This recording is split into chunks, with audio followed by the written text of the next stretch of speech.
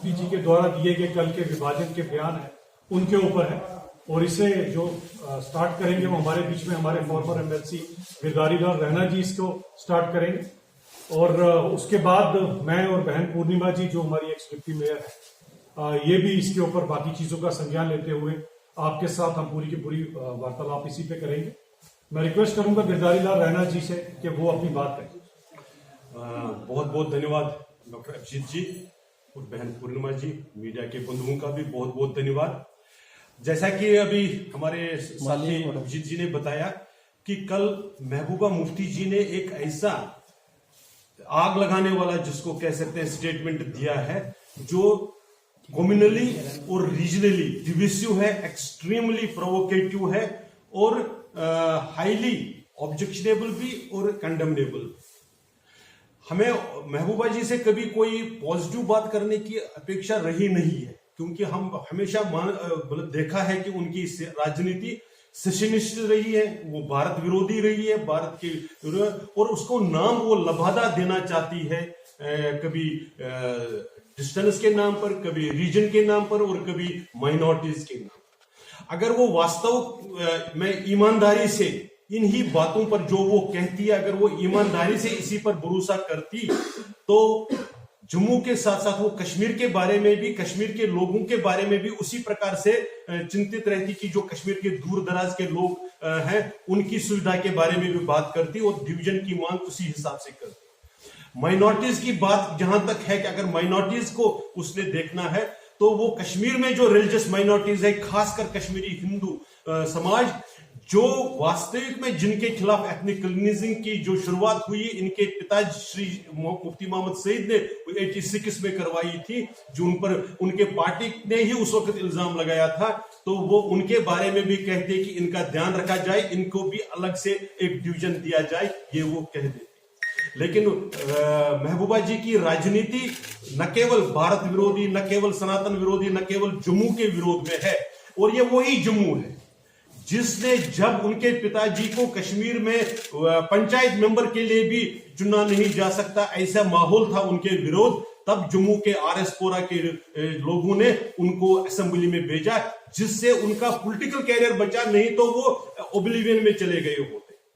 उसके बाद भारत में ही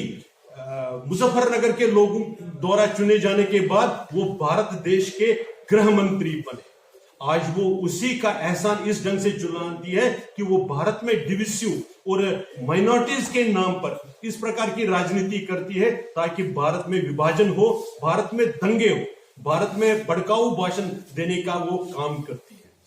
हम इस भारतीय जनता पार्टी के नाते उनके इस व्यवहार को, इसको बहुत ही स्ट्रॉन्ग वर्ड्स में कंडेम करते हैं और चाहते हैं कि जो उनका द्वारा, अगर मान लीजिए ये चाहे वो एरसवाल डोडा डिस्ट्रिक्ट हो या पुंछ और रजौरी का इलाका हो, अगर वहां पर कुछ कम्युनल डिस्टर्बेंसेस होती है तो महबूबा जी को उसके लिए सीधे सीधे जिम्मेवार ठहराया जाए।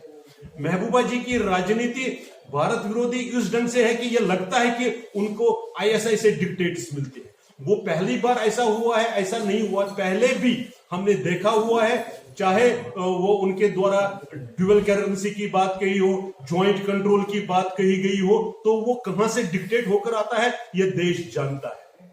हमको उनके बारे में भी ये भी जानकारी है, उनकी पार्टी और उनके परिवार के बारे में ये भी जानकारी देश को है, सारी दुनिया को है कि जब यहां पर कैसे लोग मानते हैं सिर्फ, और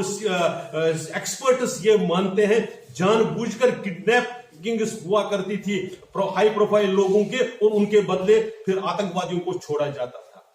लेकिन महबूबा जी को ये याद रखना होगा कि अब वक्त बदला हुआ है। भारतीय जनता पार्टी हिंदू मुस्लिम के नाम पर डिवीजन नहीं होने देगी। भारतीय जनता पार्टी जम्मू कश्मीर को जम्मू एंड कश्मीर नहीं मानती है, न जम्मू कश्मीर को जम्मू अंडर कश्मीर मानती है। भारतीय जनता पार्टी जम्मू कश्मीर को जम्मू कश्मीर मानती है, जिसके लिए दोनों रीजन बराबर है, हर क्षेत्र बराबर है। किसी क्षेत्र के साथ अन्याय नहीं हो सकता है, किसी समुदाय के साथ अन्याय नहीं हो सकता है। भारतीय जनता पार्टी के शासनकाल में ही हर व्यक्ति, हर समुदाय और हर रीजन को बराबर का हक मिला है। आज तक अगर आप देखेंगे, उस पर मेरे साथी अभिजीत जी और फर्दर रोशनी डालेंगे, आज तक खासकर कामराज को जिस तरह से इन श्रीनगर सेंट्रिक पार्टीज ने डिस्क्रिमिनेट किया, उसकी डिस्क्रिमिनेशन को अगर दूर करने का काम किया तो भारतीय जनता पार्टी के शासन में हुआ है। पहली बार अगर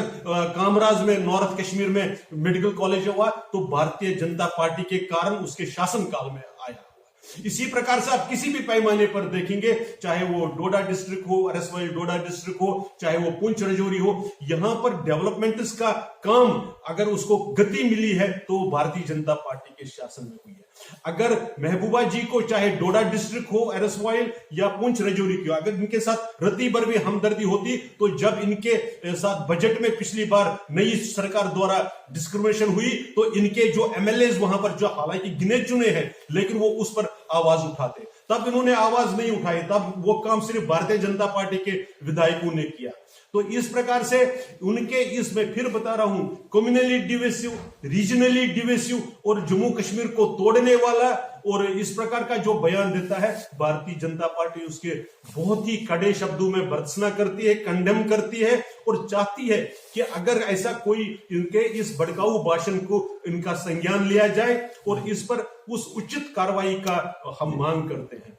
मैं अपने साथी डॉक्टर अभिजीत जसरोटिया जी से निवेदन करूंगा कि वो बात को आगे बढ़ाएं। बहुत बहुत धन्यवाद आपका गिरधारीलाल रैना जी।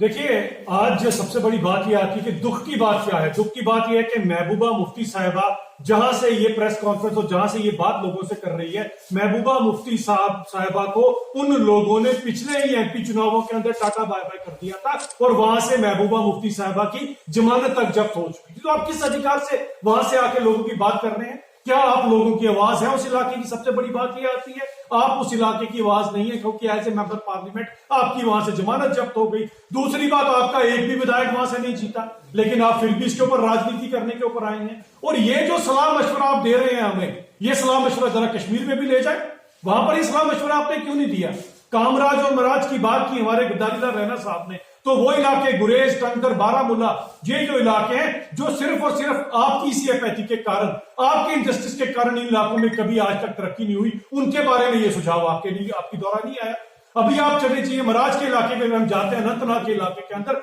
वहां पर भी आप देख लीजिए, आप तो खुद वहां से मेंबर पार्लियामेंट रही है। मुझे जरा ये बताइए, जब से थॉमस अल्वा एडिसन ने बल्ब इजाद किया, पहली बार आपके अनंतनाग से आधे से ज्यादा इलाके के लोगों ने वो बल्ब देखा है। वहां पर आपको ये नजर नहीं आएगा। लेकिन आईएसआई का जो मंसूबा था, जो भारत देश के खिलाफ मंसूबा था इस पाकिस्तान का, उसी मंसूबे के ऊपर आज आप बात कर रहे हो, क्योंकि यही मंसूबा था तो 87 और 90 के दशक के अंदर एथनिक क्लींजिंग की गई कश्मीरी हिंदुओं की और उन्हें कश्मीर से बाहर निकाला गया ताकि वो उस इलाके को अपने हिसाब से जो है चला सके। उसके बाद यही सेम चीज